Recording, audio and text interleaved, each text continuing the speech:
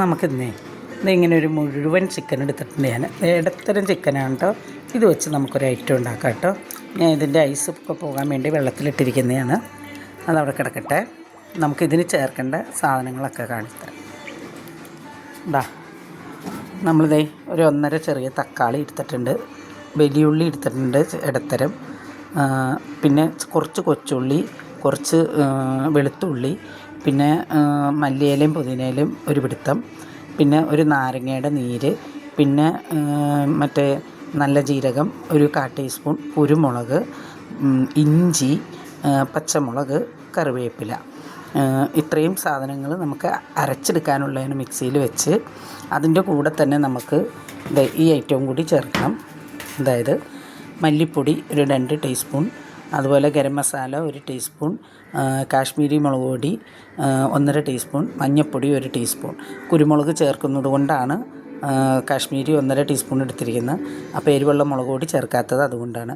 പിന്നെ അതിൻ്റെ കൂടെ ഈ തേങ്ങ, പിന്നെ നമുക്ക് കുറച്ച് ഉപ്പും കൂടി ഇട്ട് ഇത് ഒന്നിച്ച് പേസ്റ്റാക്കിയിട്ട് കൊണ്ടുവരണം. ഇതെല്ലാം കൂടി ഒന്നിച്ച് പേസ്റ്റാക്കണം. പിന്നെ നമുക്ക് ഈ ചെറുനാരങ്ങയ്ക്ക് പകരം തൈരുണ്ടെങ്കിൽ ഒഴിക്കാം കേട്ടോ. അപ്പോൾ അതിന് ഇതെല്ലാം കൂടി ഒന്ന് പേസ്റ്റാക്കി കൊണ്ടുവരാം. അപ്പോൾ നമ്മളത് നന്നായിട്ട് വൃത്തിയാക്കി വരഞ്ഞ് കണ്ടോ, എല്ലാ സ്ഥലവും നന്നായിട്ട് വരഞ്ഞ് വൃത്തിയാക്കി കൊണ്ടുവന്നിട്ടുണ്ട്. ഞാൻ തൊലിയോടുകൂടിയാണ് എടുത്തിരിക്കുന്നത്.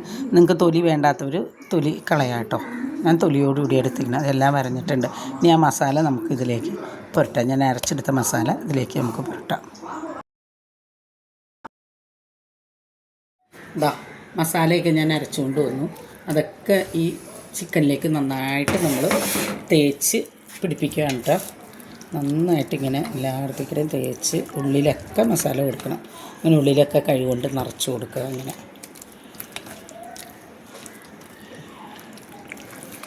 അതുകൊണ്ട് നമുക്കിതൊരു മാക്സിമം ഒരു അരമണിക്കൂറെങ്കിലും വെക്കണം. ഒരു മണിക്കൂറൊക്കെ വയ്ക്കുകയാണെങ്കിൽ നല്ലതാണ് കേട്ടോ.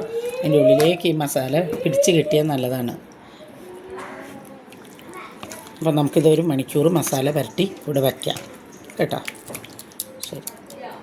അപ്പോൾ നമുക്ക് ഈ കുക്കർ എടുക്കുക. കുക്കറിലേക്ക് കുറച്ച് വെളിച്ചെണ്ണ ഒഴിക്കുക. അങ്ങനെ അടിയിൽ നന്നായിട്ട് കുറച്ചിങ്ങനെ വെളിച്ചെണ്ണ ഒഴിച്ച് കൊടുക്കുക.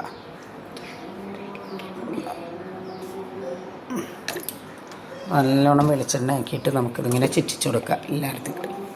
എല്ലായിടത്തേക്കും ഇങ്ങനെ ആക്കി കൊടുക്കുക. അങ്ങനെ ഇനി നമുക്ക് ഇപ്പോൾ അരമണിക്കൂറാണ്ട് ഞാൻ വെച്ചോളൂ. ഈ ചിക്കൻ 1 മണിക്കൂറൊക്കെ വെച്ചാൽ നല്ലതാണ്. ഇത് നമുക്ക് ഇതിൻ്റെ അകത്തേക്ക് വച്ച് കൊടുത്ത് നമുക്ക് ഈ ചിക്കൻ്റെ വേവുണ്ടല്ലോ അതനുസരിച്ചുള്ള ചൂള, ഒന്നില്ലെങ്കിൽ 2 ചൂള അല്ലെങ്കിൽ 1 ചൂള അടുപ്പിക്കുക. ഞാനിപ്പോൾ 2 പീസിൽ അടുപ്പിക്കും ഇത് വെച്ചുകൊണ്ട്. അപ്പം നമുക്കിത് കുക്കറിലേക്ക് ആക്കാം.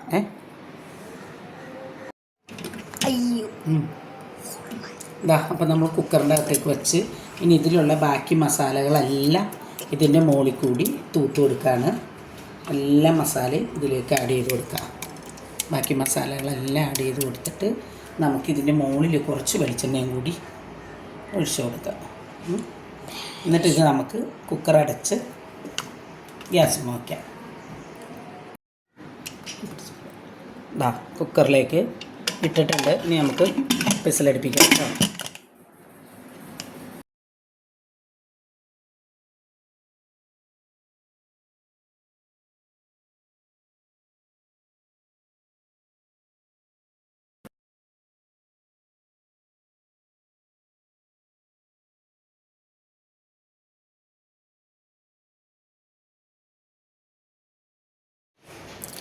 കുക്കറിൽ നമ്മൾ വെച്ച ചിക്കൻ കണ്ടോ, ഇത് നല്ല സെറ്റായിട്ടുണ്ട്. നെയ്യൊക്കെ തെളിഞ്ഞ് കണ്ടോ. ഇനി നമുക്കിത് വേണമെങ്കിൽ പത്തിരി, പൊറോട്ട എന്തിൻ്റെയും കൂടെ ചപ്പാത്തിയുടെ കൂടെയൊക്കെ ഇങ്ങനെ തന്നെ ഗ്രേവിയോട് കൂടി കൂട്ടാം. ഇല്ലെങ്കിൽ നമ്മളിത് ഒരു ഫ്രൈ പാനിലേക്ക് ഇത്തിരി എണ്ണ ഒഴിച്ചിട്ട് പയ്യെ ഒന്ന് പൊള്ളിച്ചെടുക്കുക. എന്നിട്ട് ഈ ഗ്രേവിയും കൂടി അതിൻ്റെ മേളിലേക്ക് ഒഴിച്ചിട്ട് അത് ഒന്നും കൂടി ഗ്രേവി പറ്റിച്ചെടുക്കുക. ഇതിപ്പോൾ കുഴമ്പ് പോലെ ഇരിക്കുന്ന കണ്ടോ, ഇത് നെയ്യാണ് ഇതിൻ്റെ കണ്ടോ.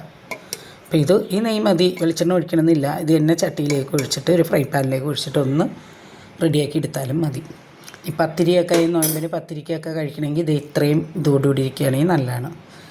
അപ്പോൾ ഒരു ഫ്രൈ പാനിലേക്ക് എണ്ണ ഒഴിച്ച് പാകപ്പെടുത്തി എടുക്കാം നമുക്ക്.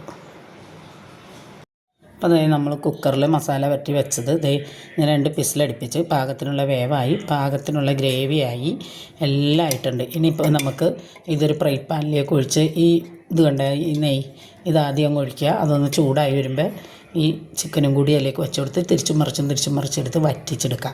ഇനിയല്ല എങ്കിൽ ഇങ്ങനെ തന്നെ നമുക്ക് ചപ്പാത്തിക്കോ പത്തിരിക്കോ അതേ ഗ്രേവിയോടുകൂടി കഴിക്കണമെങ്കിൽ അങ്ങനെയും കഴിക്കാം.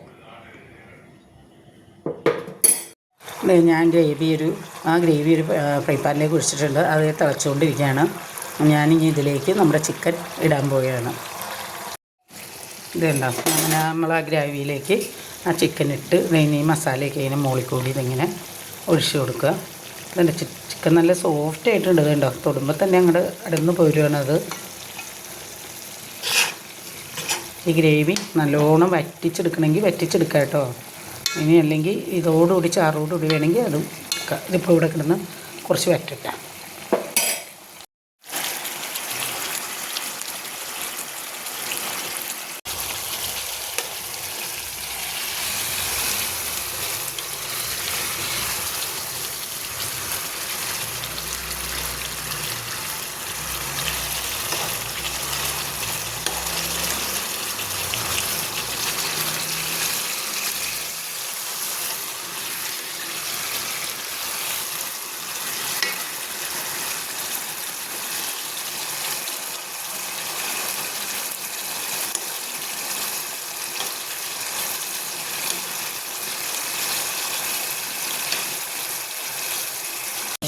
നമ്മുടെ മസാല ചിക്കൻ റെഡി ആയിട്ടുണ്ട് കണ്ടോ.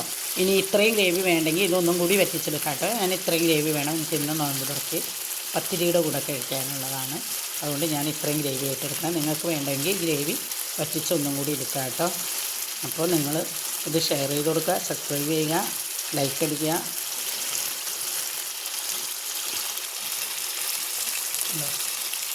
കട്ട ഭയങ്കര ടേസ്റ്റാണ് ഇത്.